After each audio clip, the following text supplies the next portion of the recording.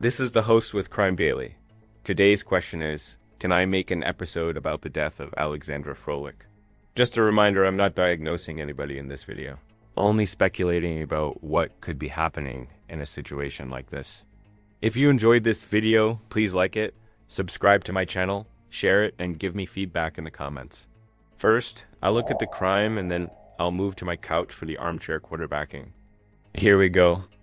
On April 2025, 47-year-old, best-selling German novelist Alexandra Fröhlich was found dead on her houseboat in Hamburg, Germany. Her body was discovered by a colleague who had come to pick her up for a book reading event they were both scheduled to attend. The colleague became concerned when she did not answer repeated phone calls and text messages.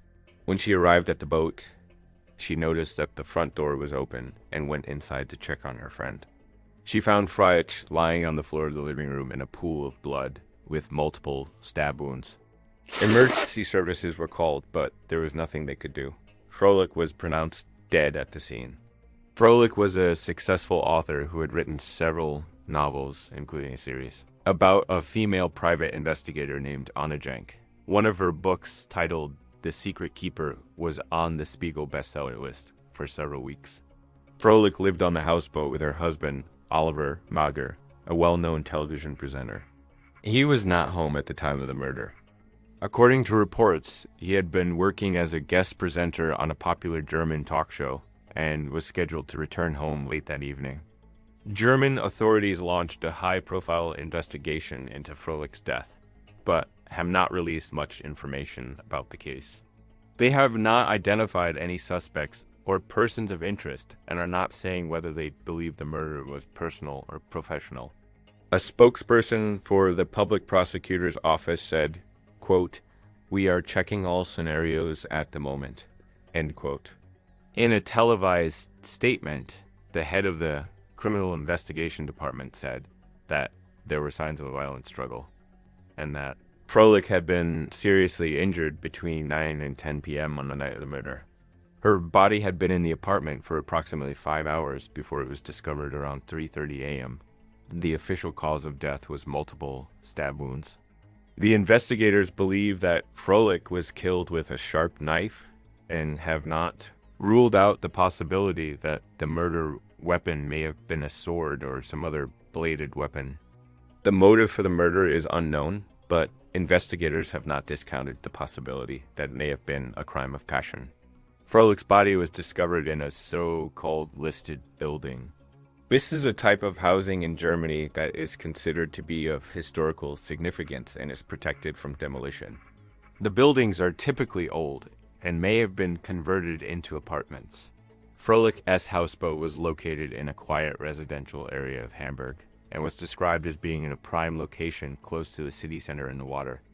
It was not clear if anything had been taken from the scene. The police have urged anyone with information about the murder to come forward. In a statement, they said, quote, "We ask everyone who has seen something or heard something in the described period to contact us," end quote. They also urged people to refrain from speculation and to respect the privacy of the victim's family. The investigation is ongoing. Now moving to my couch for some armchair quarterbacking. First, a description of the crime scene leads me to wonder if there was forced entry into the houseboat. If there was no forced entry, then someone let the killer in. This would suggest that the murder was personal and that the killer knew Fröhlich. For example, maybe it was a disgruntled lover or someone that she had recently had an argument with. If there was forced entry, then the murder could have been random and perhaps drug or gang related. But the fact that the murder weapon was left behind suggests otherwise. Why would someone kill Fröhlich in her home instead of in an alley or another location where the body could quickly be disposed of? It seems more likely that she knew the person who killed her. As mentioned earlier, the police are looking into all scenarios, which means they have not ruled out the possibility that the murder was committed by a stranger. However, the description of the crime scene, the lack of a sexual assault, and the fact that the body was left on the floor, these factors lead me to think that Fröhlich knew her attacker. Fröhlich was stabbed multiple times which indicates a high level of anger and a willingness on the part of the perpetrator to inflict pain and suffering on the victim. Multiple stab wounds are often associated with crimes of passion rather than premeditated murders. People who act in a premeditated way tend to be more calculating and will often take steps to ensure that they don't get caught. A crime of passion is not planned ahead of time and is done in the heat of the moment. The perpetrator is overcome with emotions such as anger, jealousy, fear, or anxiety and commits an impulsive act of violence. The person committing the crime may not even know that their behavior is unacceptable, or they may not care.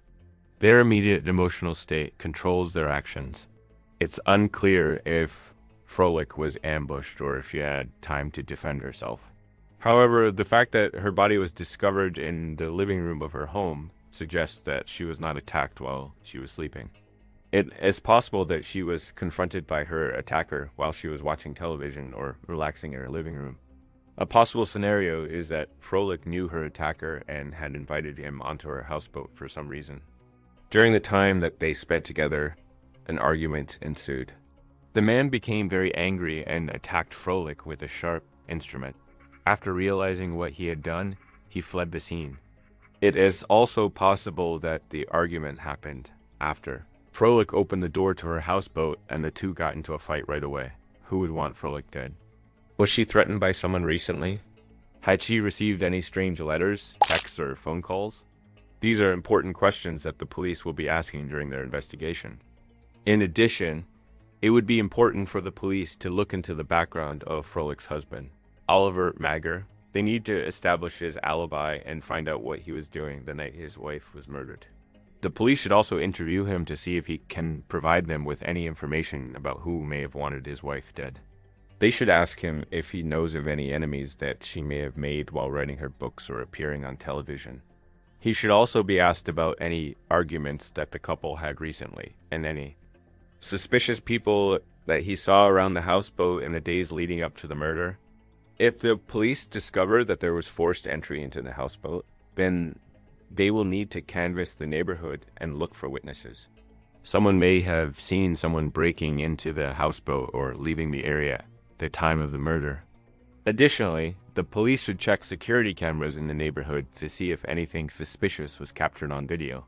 During the investigation, the police should also look into the personal lives of Fröhlich's friends and colleagues to see if there is anyone who had access to her houseboat and a motive for killing her. In conclusion, this case highlights the dangers that can come with fame and recognition. Even though Fröhlich was a successful author, she still managed to live a relatively low-key life. She was not known for being particularly controversial or outspoken, nor did she appear to have any political connections.